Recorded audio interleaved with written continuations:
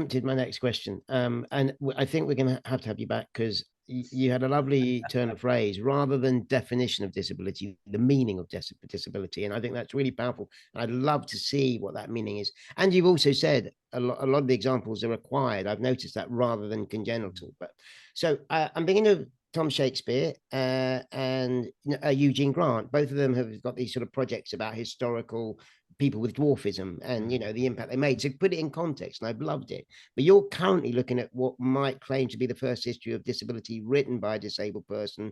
It's James Wilson's Biography of the Blind. This was published in 1821.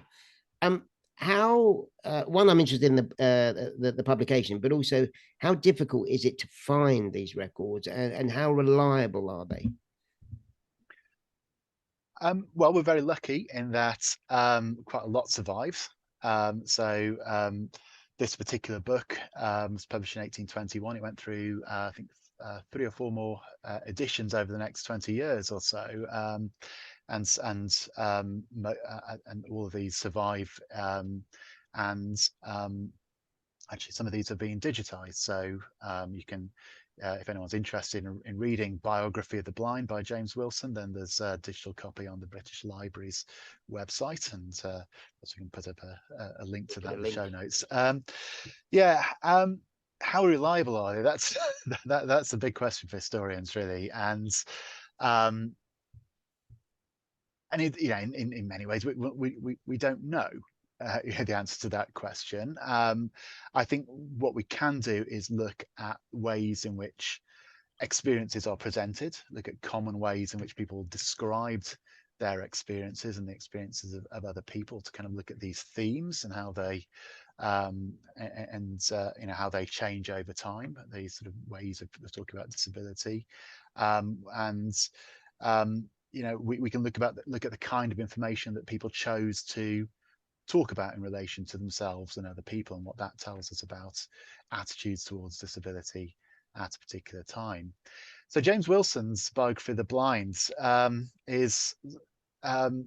think it probably lays claim to be the first history of disability. It came out in 1821, and it's so Wilson has a very interesting backstory himself. In fact, the longest biography in Biography of the Blind is his own story, which he put at the beginning. And so he was born in Richmond in Virginia in 1779, so during the American Revolution, and his family was forced to flee North America because they were supporters of the British crown. And so at the end of the American Revolutionary War, they chose to leave rather than stay. And so they set off on a boat from New York to Liverpool. But on board on that journey, James's father, who'd been injured as fighting for the British in the American Revolutionary War, he died. James's mother, who's pregnant, suffered a miscarriage because of the shock of the death of her husband, and she died as well. And then James caught smallpox, and he went blind. So not a lot of luck in that family, was there? That was quite an eventful journey, and so the boat sort of made landfall in Belfast, so James was put into care of a local nurse. So he was given some money. The ship's captain had a kind of whip round, and they raised enough money to kind of see him through the first few years of his life. And so there he was. He's left alone in Belfast, but he adapted to sight loss, and he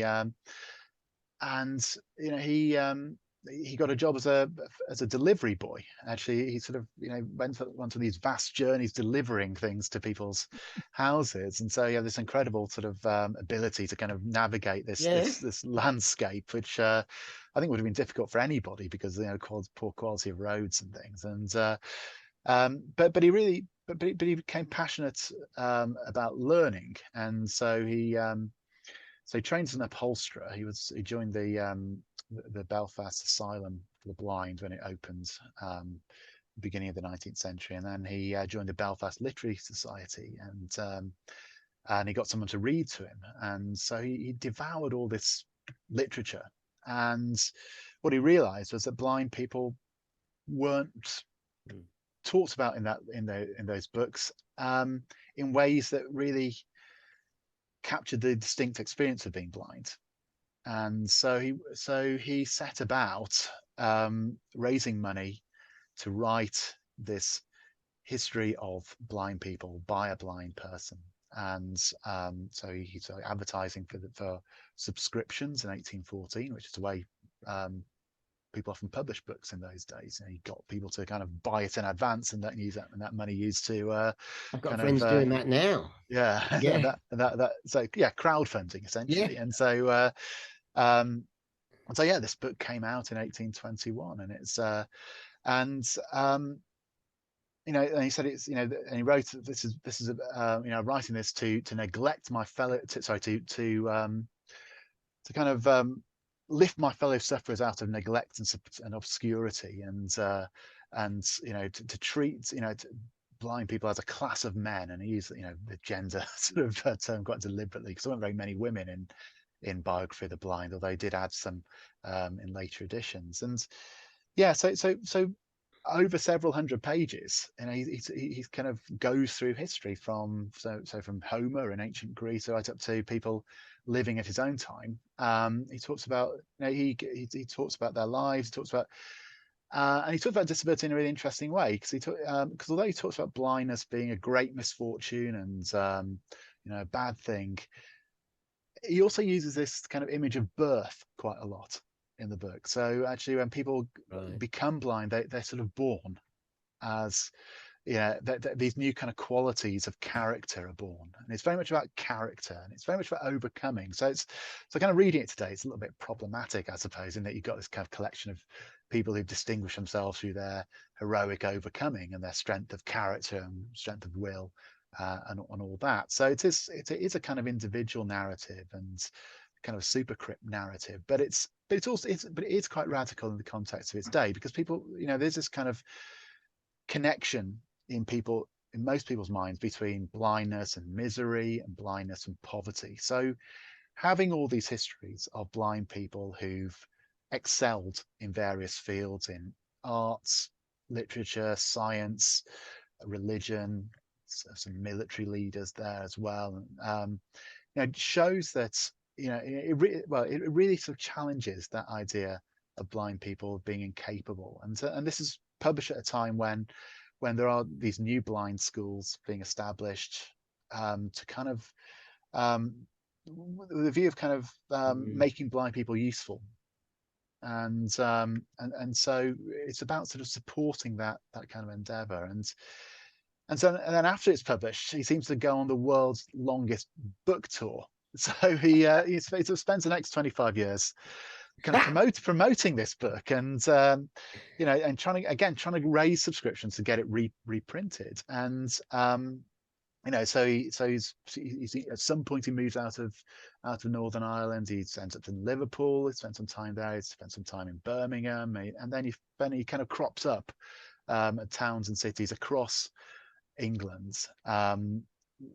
And he seems to have a kind of a strategy. He sort of gets in touch with the local newspaper and says, "Here I am in town. Here's my book." And then they run a piece on what a useful piece of work this is, showing that the powers of human perseverance to overcome the most terrible adversity that anyone can possibly experience. And and he makes a living from it. And when he dies in 1846 on one of his book tours, and he dies in the Isle of Man, the press reports it right across the country, and it's and he says, thousands will mourn the passing of this wonderful man. So and he's not known about at all today. So it's a very extraordinary story. Where's he buried? I've got to go and find his grave. Where is this bloke?